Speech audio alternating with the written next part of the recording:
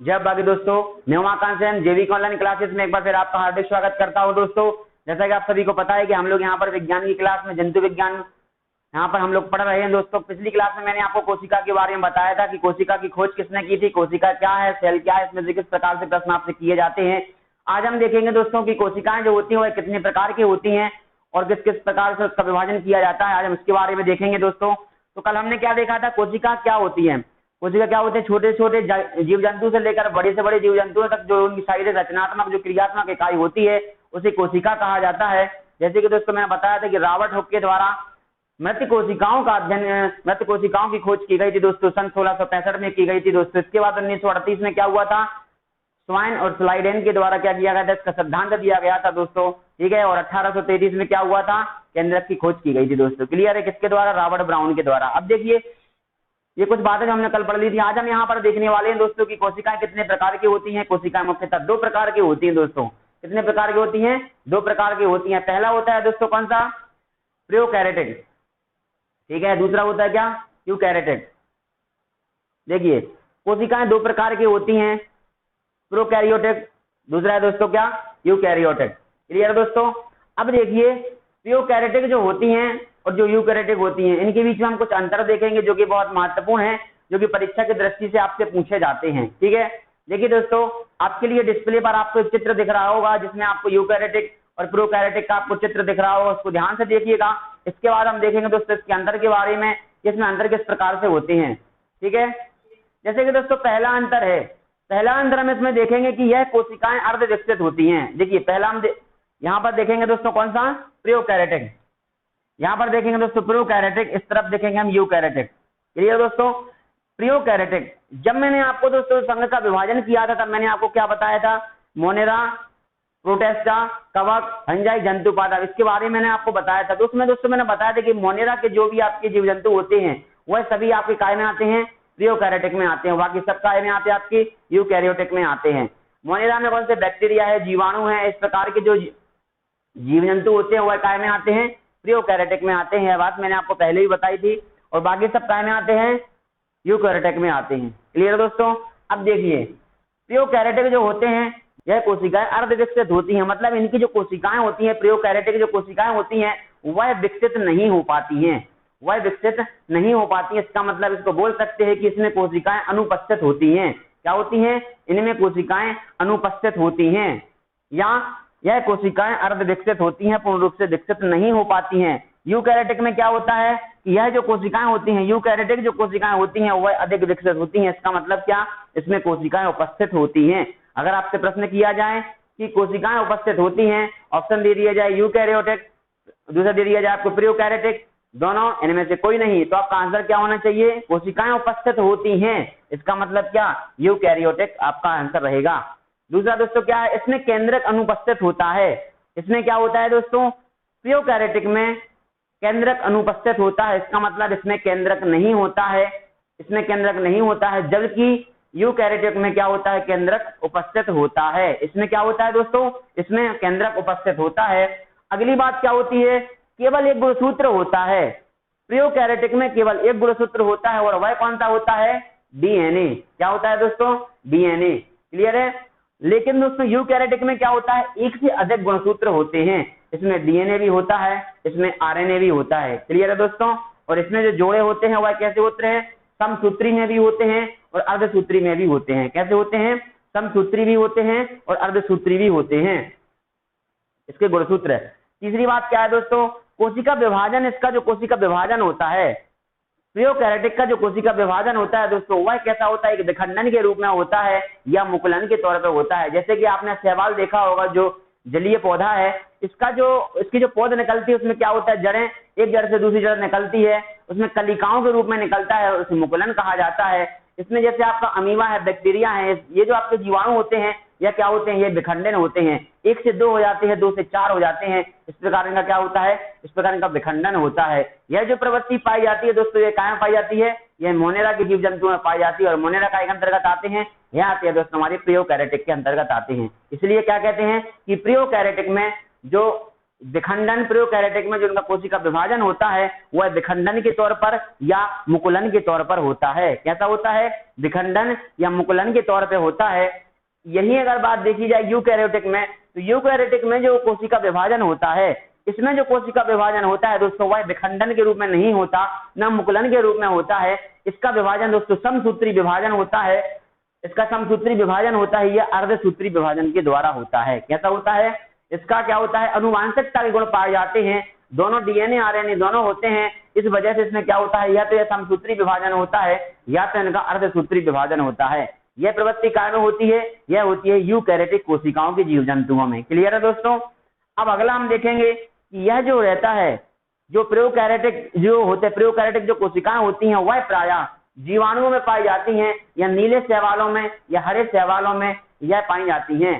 कौन सी? प्रोकैरियोटिक कोशिकाएं जीवाणुओं में पाई जाती हैं या हरी शैवालों में या नीली शैवालों में प्रोकैरियोटिक कोशिकाएं पाई जाती हैं। लेकिन यही अगर देखा जाए कि यूकैरियोटिक कोशिकाएं कहाँ पाई जाती हैं, तो यहाँ पर यह जंतुओं में पाई जाती हैं और पेड़ पौधों में पाई जाती हैं। क्या है दोस्तों? यूकैरियोटिक कोशिकाएं, यूकैरियोटिक जो कोशिकाएं होती हैं यह प्रायः जंतुओं में और पौधों में पाई जाती हैं। कहाँ पे दोस्तों? जंतुओं में पाई जाती हैं और पौधों में पाई जाती हैं। ठीक है, कौन सी कोशिकाएं दोस्तों? यूकैरियोटिक कोशिकाएं। क्लियर है? अब देखिए दोस्तों, इसके बाद हमारा अगला क्या है? इसके बाद दोस्तों अगला है दोस्तों कोशिका भित्ति, प्रोकैरियोटिक। प्रोकैरियोटिक में दोस्तों कोशिका भित्ति जो होती है वह क्या होती है?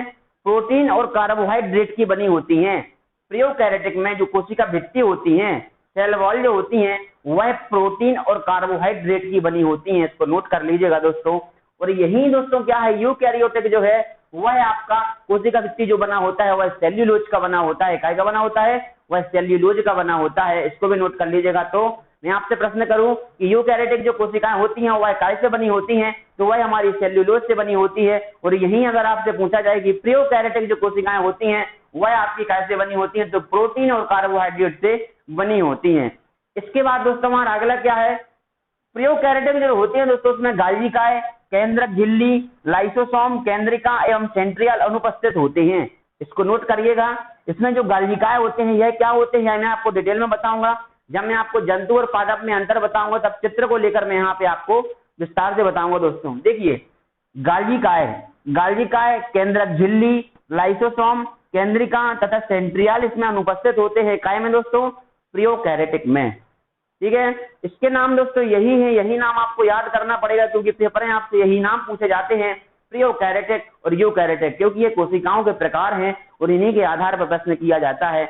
आपसे प्रश्न किया जाता है कि लाइसोसोम, केंद्रक झिल्ली और आपका सेंट्रियल, जो केंद्रक जहां पे अनुपस्थित होता है वह कौन सी कोशिकाएं कहलाती हैं, तो आपको ऑप्शन दिया रहेगा यूकैरियोटिक, प्रोकैरियोटिक, दोनों इनमें से कोई नहीं।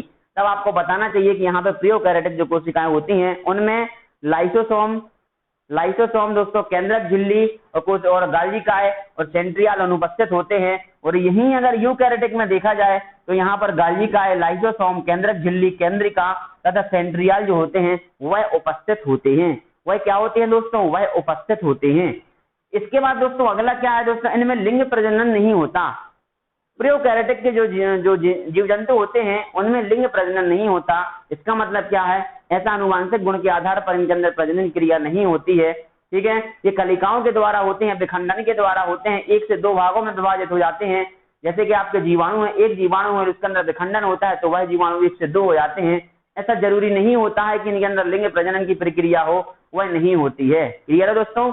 लेकिन यही अगर देखा जाए यूकैरियोटिक में लिंग प्रजनन होता है, क्योंकि इसमें कौन आते हैं? जंतु और पेड़ पौधे होते हैं। क्लियर है दोस्तों? जैसे कि आप बीज डालते हैं तो बीज से आपके पौधे का निर्माण होता है, तो उसमें क्या होती है? उसमें लिंग प्रजनन की प्रक्रिया होती है। ठीक है, रिप्रोडक्टिव सिस्टम होता है दोस्तों, जिस वजह से क्या होता है उनके अंदर अनुवांशिक गुण पाए जाते हैं, डीएनए आरएनए दोनों होते हैं, गुणसूत्र होते हैं, जिनके आधार पर उसका क्या होता है? निर्माण होता है। तो यह क्या है दोस्तों कि प्रोकैरियोटिक में लिंग प्रजनन क्रिया नहीं होती है और यूकैरियोटिक में लिंग प्रजनन होता है। और यहीं पर दोस्तों एक प्रश्न जो है आपसे एएलपी में पूछा गया था कि यूकैरियोटिक जो होता है उसका जो गुणांक होता है, औसत गुणांक होता है, वह कितना होता है? तो दोस्तों नोट कर लीजिएगा कि प्रोकैरियोटिक में जो उसका राइबोसोम होता है उसका जो गुणांक होता है वह होता है 70S। ठीक है, इसमें जो राइबोसोम होता है इसका जो गुणांक होता है, अवसाद गुणांक होता है, वह होता है 70s। और यहीं पर दोस्तों यूकैरियोटिक का अगर पूछा जाए तो इसका जो राइबोसोम का जो गुणांक होता है वह होता है 80s। इसमें देखिए दोस्तों, इसमें दोस्तों प्रोकैरियोटिक में जो प्रकाश संश्लेषण क्रिया होती है, प्रकाश संश्लेषण क्रिया जो होती है, देखिए प्रकाश संश्लेषण क्रिया क्या होती है, सूर्य के प्रकाश के द्वारा अपने भोजन का स्वयं निर्माण करना। सूर्य के प्रकाश के द्वारा अपने क्लोरोफिल की उपस्थिति में, एक बात तो इसमें नोट होती है, क्लोरोफिल की उपस्थिति में अपने भोजन का निर्माण करना क्या कहलाता है, प्रकाश संश्लेषण क्रिया कहलाती है। देखिए प्रोकैरियोटिक में जैसे शैवाल है, हरी शैवाल है, ये तो क्लियर है कि उसमें क्लोरोप्लास्ट है, उसमें क्लोरोप्लास्ट है, ये चीज तो क्लियर है। लेकिन दोस्तों इसमें जो प्रकाश संश्लेषण की जो क्रिया होती है यह कहाँ होती है, ये थाइलेकाइड में होती है। कहाँ होती है दोस्तों, यह थाइलेकाइड में होती है, ना कि क्लोरोप्लास्ट में होती है। क्लियर है दोस्तों, क्योंकि इस विखंडन के द्वारा होती है, यह मुकुलन होता है। इसलिए प्रकाश संश्लेषण की जो क्रिया होती है काय में, प्रोकैरियोटिक में, वह होती है दोस्तों कहाँ, थाइलेकाइड में होती है। और यहीं अगर यूकैरियोटिक देखा जाए तो इसमें प्रकाश संश्लेषण की जो क्रिया होती है वह क्लोरोप्लास्ट में होती है। वह कहाँ होती है दोस्तों, वह क्लोरोप्लास्ट में होती है। एक बार इस चित्र को आप ध्यान से देखिएगा, जो आपकी डिस्प्ले पे एक बार फिर से दोबारा मैं आपको दिखा रहा हूँ। इस प्रकार के जो जीव जंतु होते हैं, इस प्रकार की इनकी बनावट होती है, इस प्रकार के अंदर विभाजन किया जाता है। इसमें देखिए आप सबसे पहले आपको दिख रहा होगा दोस्तों प्रोकैरियोटिक आपको एक बैक्टीरियम के रूप में दिख रहा है, जो कि कैप्सूल के आकार का है। ना इसमें कोई केंद्रक है, ना इसमें कोई कोशिका भित्ति है, ना इसमें कोई गाल्जिका है, ना इसमें कोई लाइसोसोम है, ना इसमें कोई आपका सेंट्रियल है, इसमें कुछ भी नहीं है। ठीक है, इसमें सिर्फ एक ही गुणसूत्र होता है, वह होता है दोस्तों डीएनए।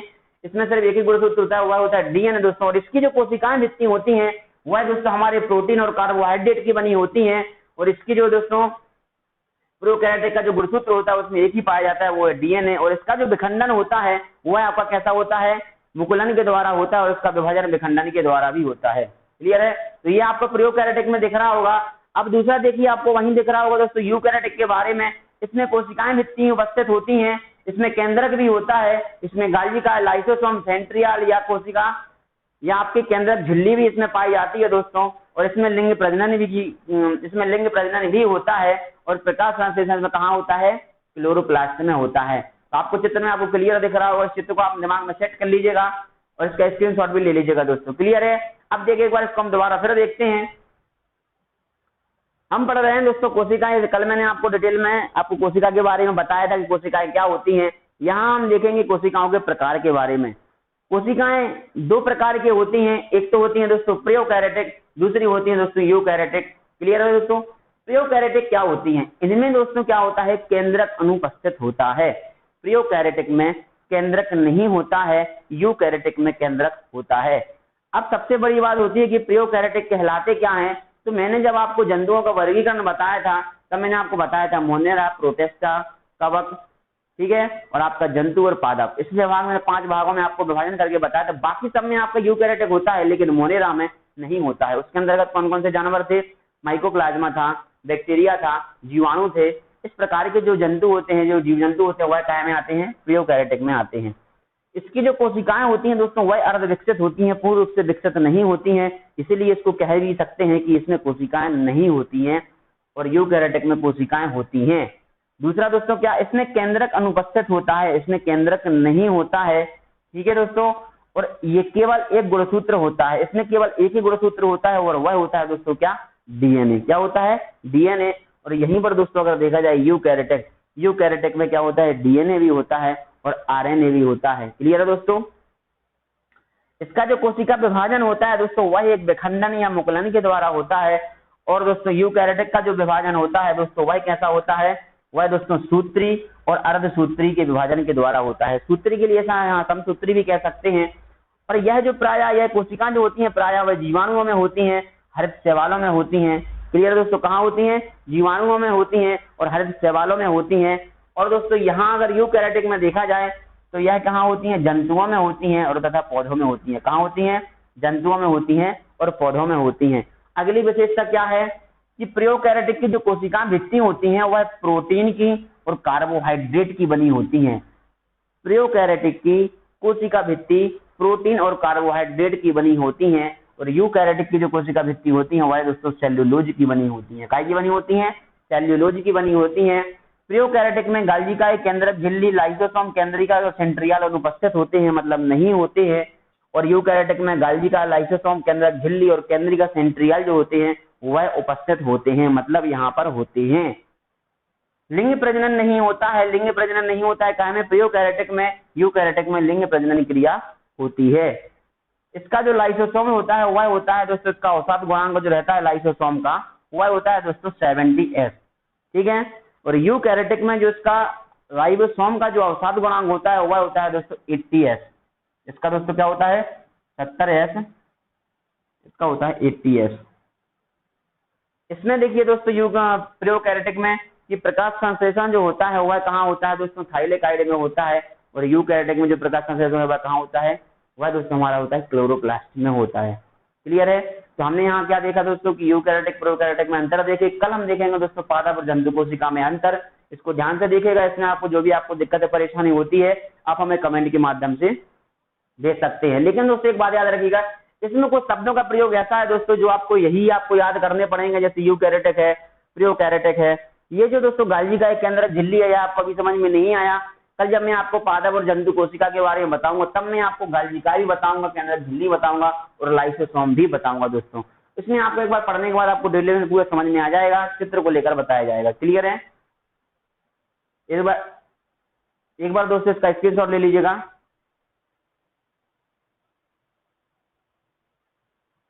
ठीक है दोस्तों, देखिए जितने लोगों ने यहाँ पे देखा दोस्तों उसको एक बार रिवाइज जरूर करिएगा। और सबसे पहले दोस्तों जितने लोग चैनल को देख रहे हैं सभी लोग चैनल को सब्सक्राइब करिएगा, वीडियो को लाइक करिएगा और शेयर करिएगा दोस्तों, ज्यादा से ज्यादा लोगों में इसको पहुंचाइएगा। क्योंकि हम यहाँ पर ये जो विज्ञान आपसे पूछे जाने हैं आपके RRB, NTPC, RRB group D और सभी व्यापक परीक्षाओं में आपसे विज्ञान पूछी जाती है। हमारे पास काफी पर्याप्त समय है, हम यहाँ से धीरे धीरे करके सब पूरी विज्ञान को यहाँ पे धीरे धीरे करके खत्म करेंगे दोस्तों। और हम लोग उसका पूरा विज्ञान का अध्ययन अपन रेगुलर, इसके बाद हम इसमें क्वेश्चन आंसर भी करेंगे दोस्तों। क्लियर है। तो आज के लिए दोस्तों इतना ही काफी दोस्तों। जय बाबा।